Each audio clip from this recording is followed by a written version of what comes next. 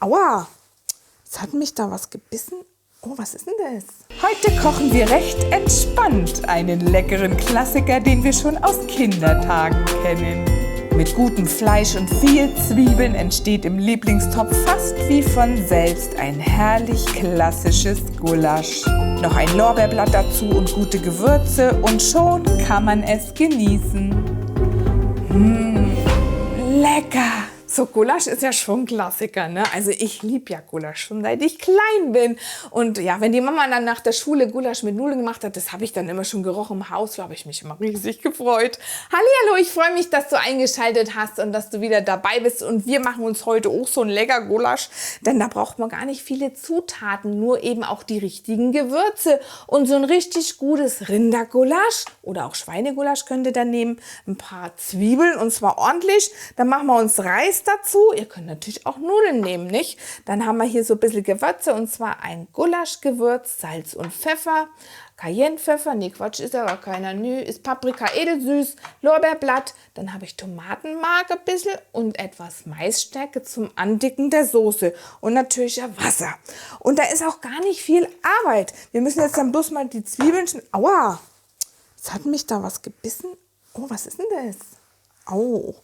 Und ja, und dann brauche ich dann noch mein Lieblingstöpfchen. Ah, da ist es, genau. Weil ich habe ja hier auch so ein Lieblingstöpfchen. Habt ihr das schon mal gesehen? Das ist echt super geil. Der ist auch wie so eine Glocke und der hält die Hitze total gut. Also muss man echt sagen, auch meine Lieblingspfanne, echt klasse. Doch koche ich total gern damit. So, Gulasch ist ja echt eigentlich nichts zu tun. So eine richtig chillige Situation. Die zwar, ne? Also ich glaube, ich werde im nächsten Leben auch eine Katze.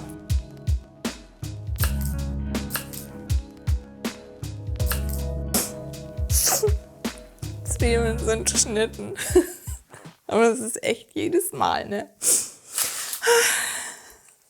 So, jetzt brauchen wir erstmal ein Spritzerle Öl in den Topf. So, hier mit meinem tollen Ölspender, ne? Und dann geben wir Vollgas auf die Platte und dann geht's schon los mit dem Fleisch anbraten. Das Fleisch brutzeln wir jetzt an, aber schön portionsweise, tut nicht alles auf einmal in den Topf, weil nämlich sonst kocht's und brät nicht.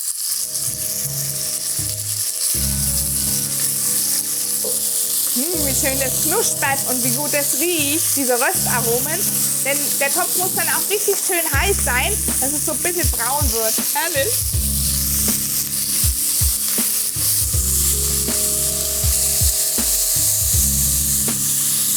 Und jetzt dann die Zwiebeln mit rein. Auch noch ein bisschen mit andünsten.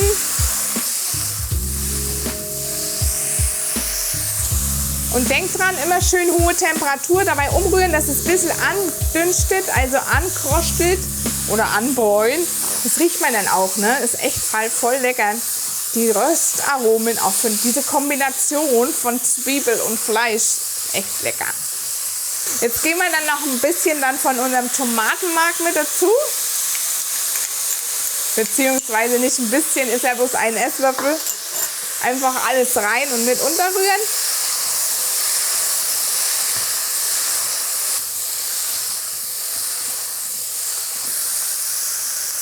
Herrlich. Und das Tomatenmark wird jetzt eben auch noch ein bisschen mit angebrutzelt. Und das gibt so ein richtig schönes Aroma für unser Gulasch. Jetzt kommt dann noch das Wasser drauf. Nehmt auch nicht zu viel Wasser, immer so, dass ungefähr halt jetzt alles im Topf bedeckt ist. Fleisch und Zwiebeln. Ja, und dann tun wir es jetzt noch schön würzen mit Lorbeerblatt und unserem Gulaschgewürz.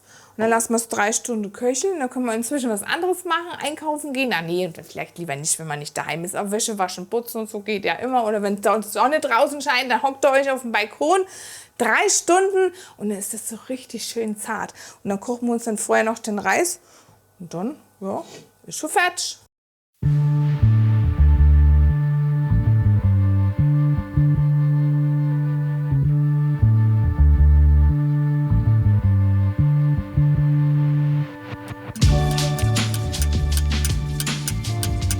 So, und jetzt müssen wir noch ein bisschen die Soße anbinden hier, ne? Und dann haben wir so richtig gute, dicke Gulaschsoße.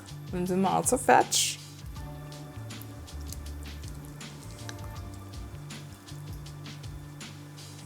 Und ihr wisst ja schon, ne, in antihaftbeschichtete Kochtöpfe und Pfannen niemals mit Metall reingehen. Also niemals mit so einem Löffel da drin rumkratzen oder gar mit einer Gabel. Oh, das tut mir die Zähne weh, wenn ich dran denke. Da kratzt man die ganze Beschichtung ab und es ist auch sehr ungesund. Und dann ist auch der Topf kaputt. So, schau mal hier rein, wie das jetzt schon eingekocht ist hier alles. Die Soße hat sich einreduziert, die Zwiebeln sind schön zerkocht und auch das Fleisch, das ist so zart, das zergeht auf der Zunge. Und jetzt geht's ab mit so einem Reisnestchen auf den Teller und dann können wir schon genießen.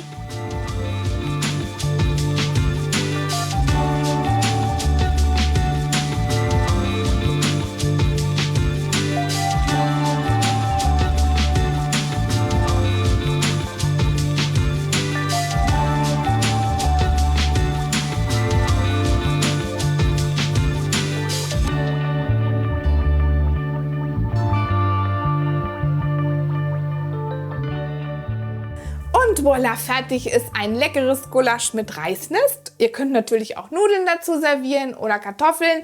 Vorhin hat schon einer genascht mit Nudeln. Da hinten habe ich gesehen, unser kleiner Max mit Nudeln, da haut er ordentlich rein und hat richtig Hunger. Ja, und ich habe mich natürlich riesig gefreut wieder über eure Kommentare. Letztens zu den Eiweißfladen. Der Adam, du hast es probiert und auch das Gratin, das Garnelengratin dazu kombiniert und es war voll lecker, hast du geschrieben. Darüber freue ich mich echt riesig. Und die Lady Vengeance oder wie man deinen schönen Namen ausschreibt oder ausschreibt, ja, das ist typisch wieder ich. Du hast mir sogar dein Brotrezept in die Kommentare gepostet, weil du dich schon 2 Jahre lang Low Carb ernährst, wegen am Abspecken und so und hast da lang dran rumprobiert und das finde ich echt voll lieb. Ich habe auch mal ein Rezept gekriegt und das probiere ich aus und dann gebe ich dir auf jeden Fall Feedback. Ja, und auch die Ljuba aus Kalinkas Küche schreibt ab und zu Kommentare rein. Du guckst immer meine Videos und findest die auch sehr schön. Darüber freue ich mich auch immer sehr, dass du vorbeischaust. Ja, und auch dem Alexander gefallen die Videos und Schützer GmbH. Und ihr seid echt alle spitze. Ich freue mich riesig. Und wenn du heute das erste Mal dabei bist, hier ist der Abo-Button und da kann man das Glöckchen aktivieren. Dann bin ich auch für dich immer da am Mittwoch und am Sonntag zu einem neuen Rezept. In diesem Sinne, Leute, lasst es euch gut gehen. Wir sehen uns die Tage. Ciao, ciao, macht's gut. Everything.